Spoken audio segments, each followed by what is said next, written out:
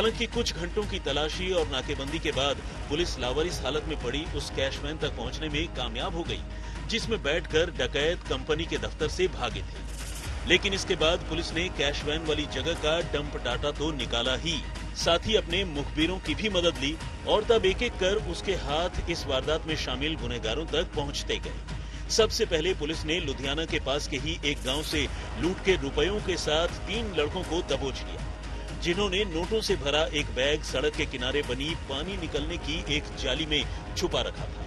इसके बाद उनकी निशानदेही पर एक एक कर कई डकैतों की गिरफ्तारी हुई। इस कड़ी में पुलिस मनजिंदर उर्फ मनी नाम के उस डकैत तक भी पहुंचने में कामयाब हो गई, जो खुद सीएमएस में कैश लोड करने का काम करता था, यानी जो इस वारदात को अंजाम देने वाले 2 मास्टरमाइंड में से एक था और जिसने लुधियाना की ही रहने वाली मनदीप कौर उर्फ मोना नाम की एक लड़की के साथ मिलकर ये पूरी साजिश रची थी। पहले पुलिस ने उसके घर से 1 करोड़ रुपए बरामद किए। मनजिंदर मनी ने उसके पास और रुपए होने की बात से इनकार किया था। उसे लग रहा था कि वो लूट के रुपयों में से 50 लाख रुपए हड़प कर जाएगा, लेकिन जब पुलिस ने उससे सख्ती की तो जो तस्वीरें सामने आई वो हैरान करने वाली थी। उसने पुलिस से बचने के लिए नोटों की गड्डियां अपने घर के नाले में ही छुपा दी थी, जिन्हें पुलिस ने धो-धो कर बरामद किया।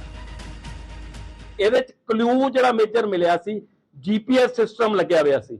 ਜੀਪੀਐਸ ਸਿਸਟਮ ਦੇ ਨਾਲ ਜਾਂਦਿਆਂ ਜਦੋਂ ਅਸੀਂ ਜੀਪੀਐਸ ਸਿਸਟਮ ਦੇ ਵਿੱਚ ਪਹਿਲਾਂ ਤਾਂ ਕੰਪਨੀ ਵੱਲੋਂ ਸਾਨੂੰ ਕੋਈ ਹੱਥ ਪੱਲਾ ਫੜਾਇਆ ਨਹੀਂ, ਫਿਰ ਇਹਨਾਂ ਨਾਲ ਤਾਲਮੇਲ ਕੀਤਾ।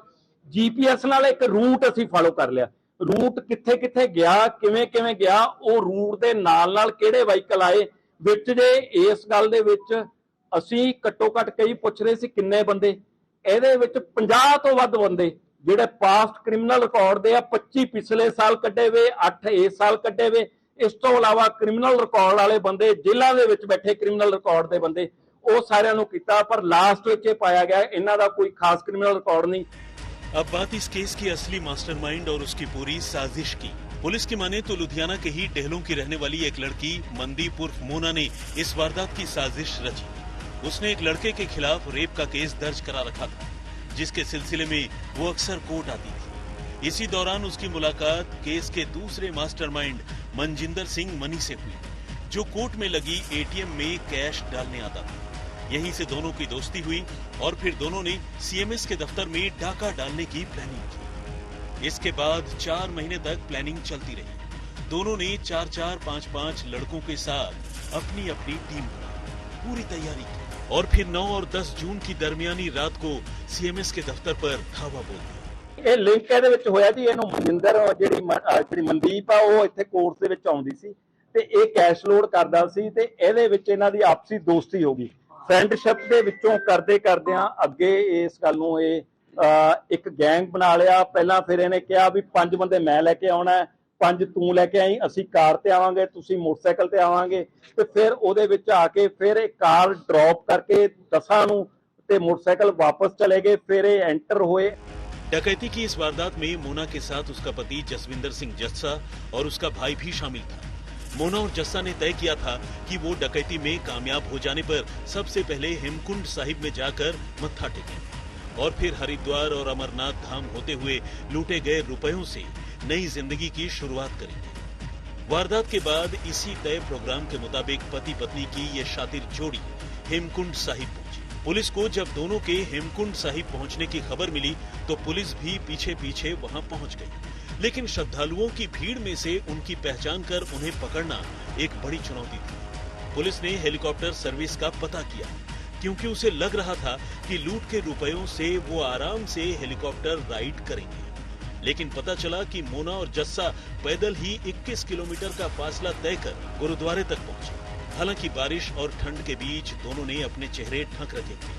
मोना ने चेहरे पर नकाब बांध रखा था और उसके पति जस्सा ने चेहरे पर पगड़ी लपेट रखी थी। ऐसे में उन्हें पहचानने के लिए पुलिस ने जाल बिछाया और इस जाल में ये शातिर जोड़ी फंस गई। लुधियाना डकैती की प्लानिंग दरअसल शातिर अपराधियों ने इस तरह से की थी कि ये योजना अगर सफल हो जाती तो पुलिस अपराधियों तक कभी नहीं पहुंच पाती, लेकिन अपराधी भले ही कितना ही शातिर हो वो कहीं ना कहीं सुराग छोड़ ही देता है।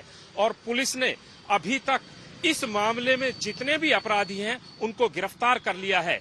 हिंदी में कहावत है, तू डाल डाल मैं पात पात, यानी कि अपराधी अपनी स्ट्रेटेजी में आगे चल रही थी तो पुलिस भी लगातार पीछा करते हुए उनके साथ साथ ही चल रही थी। पुलिस ने गुरुद्वारे के रास्ते में फ्रूटी का लंगर लगाया ताकि लंगर में दी जाने वाली फ्रूटी पीने के लिए जैसे ही वो अपने चेहरे से नकाब हटाएं, उनकी पहचान कर ली जाए। प्लानिंग काम कर गई। जैसे ही दोनों ने फ्रूटी पीने के लिए नकाब हटाया, पुलिस कंफर्म हो गई कि यही वो दोनों। इसके बाद पुलिस ने उन्हें गुरुद्वारे तक जाने दिया, मगर जैसे ही अरदास करने के बाद वो बाहर निकले, पुलिस की टीम ने दोनों को धर दबोचा। इसके बाद तो साजिश की सारी कड़ियां खुल गई और लूटे गए 8 करोड़ 49 लाख रुपए की रकम में से 6 करोड़ से ज्यादा की रकम बरामद हो गई। ਹੁਣ ਇਹਨਾਂ ਦੇ ਵਿੱਚੋਂ ਜਿਹੜਾ ਹੁਣ ਜਿਹੜੇ ਫੜੇ ਆ, ਇਹਨਾਂ ਦੇ ਵਿੱਚੋਂ ਮਨਦੀਪ ਉਰਫ ਮੋਨਾ ਤੋਂ 12 ਲੱਖ ਰੁਪਇਆ, ਇਹ 12 ਲੱਖ ਰੁਪਇਆ ਇਹਦੇ ਮਦਰ ਦਾ ਸਕੂਟਰ ਹੈ ਜਿਹਦਾ, ਜਿਹੜਾ ਸਕੂਟਰ ਦੇ ਵਿੱਚ ਡਿੱਕੀ ਦੇ ਵਿੱਚ ਪਿਆ ਗੁਜਰਾ ਪਿੰਡ ਦਿੜਵੇ ਤੋਂ ਅਸੀਂ ਉਹਨੂੰ ਰਿਕਵਰ ਕੀਤਾ। ਜਿਹੜਾ ਇਹਦੇ ਚ ਹੈਗਾ ਗੁਲਸ਼ਨ ਗੌਰਵ ਦੋਸ਼ੀ ਗੌਰਵ ਉਰਫ ਗੁਲਸ਼ਨ, ਉਹਨੂੰ ਗਿੱਦੜਵਾ ਤੋਂ ਅੱਜ ਗ੍ਰਿਫਤਾਰ ਕੀਤਾ। ਉਹਦੇ ਵਿੱਚ ਉਹਨੂੰ ਅਸੀਂ ਗਿੱਦੜਵਾ ਤੋਂ ਉਹਨੂੰ ਅਰੈਸਟ ਕੀਤਾ। ਹੁਣ ਇਹਦੇ ਵਿੱਚ ਜਿਹੜੀ ਲਗਭਗ ਪਹਿਲਾਂ 5 ਕਰੋੜ 75 ਲੱਖ ਤੇ ਹੁਣ 21 ਲੱਖ ਹੋਰ ਇਹ ਕੈਸ਼ ਇਹਨਾਂ ਰਿਕਵਰ ਹੋ ਚੁੱਕਿਆ। ਇਹ ਜਿਹੜੀ ਆ ਲੇਟ ਨਾਈਟ ਜਦੋਂ ਮੱਥਾ ਟੇਕ ਕੇ ਵਾਪਸ ਆ ਰਹੇ ਸੀ, ਉਦੋਂ ਸਾਡੀ ਪੁਲਿਸ ਪਾਰਟੀ ਨੇ, ਜਿਹਦੇ ਵਿੱਚ ਇੰਸਪੈਕਟਰ ਕੁਲਵੰਤ ਸਿੰਘ ਤੇ ਇੰਸਪੈਕਟਰ ਬੇਅੰਤ ਜਨੇਜਾ ਜਿਹੜੇ ਆ, ਉਹਨਾਂ ਨੇ ਉੱਥੋਂ ਜਾ ਕੇ ਹੇਮਕੋਟ ਦੇ ਰਸਤੇ ਤੋਂ ਇਹਨਾਂ ਨੂੰ ਉਹਦੇ ਰਸਤੇ ਦੇ ਵਿੱਚ ਫੜ ਲਿਆ। अब बात इस वारदात से जुड़े एक और दिलचस्प किस्से की, जिसे सुनकर हर किसी को पंजाबी कहावत चोरा नू पै गए मोर की याद आ गई। असल में सीएमएस के दफ्तर से करोड़ों रुपए लूटकर फरार होने वाली मोना एंड कंपनी के साथ तब बड़ा खेल हो गया जब खुद उन्हीं की गाड़ी से कुछ चोरों ने उनके लूटे गए रुपए चुरा लिए। वारदात की मास्टरमाइंड मनदीप कौर उर्फ मोना ने अपनी क्रूज कार में लूटे गए तकरीबन 70 लाख रुपए रखकर उस पर कपड़ा डाल दिया था। हालांकि इसकी खबर मोना के साथी अरुण उर्फ कोच को थी, जिसने ये बात अपने दूसरे दोस्त नीरज को बता दी। अब नीरज लूट के 70 लाख रुपए में से अपना हिस्सा मांगने लगा, लेकिन जब अरुण ने उसे कोई भी हिस्सा देने से मना कर दिया तो नीरज ने अपने गैंग के साथ मोना एंड कंपनी को ही टारगेट बना डाला। उसने अपने 3 दोस्तों के साथ मिलकर क्रूज कार का शीशा तोड़कर उसमें रखे 70 लाख रुपए चुरा लिए। हालांकि जब मामले का खुलासा हुआ तो पुलिस ने अरुण और उसके साथियों से उनके हिस्से के 30 लाख तो बरामद किए ही, उनकी निशानदेही पर नीरज और उनके साथियों से कार से चुराए गए 70 लाख रुपए भी बरामद कर लिए। चोरों के घर चोरी, दरअसल ये कहावत है, लेकिन ये कहावत लुधियाना मामले में फिट बैठती है। अपराधियों ने बड़ी शातिर तरीके से करोड़ों रुपए हजम तो कर लिए, लेकिन वो इन रुपयों को पचा नहीं पाए। एक अपराधी ने जहां पैसे चुराए थे करोड़ रुपए, वहां से चोरी के पैसों को दूसरे चोरों ने ही हाथ साफ करके पैसे उड़ा लिए।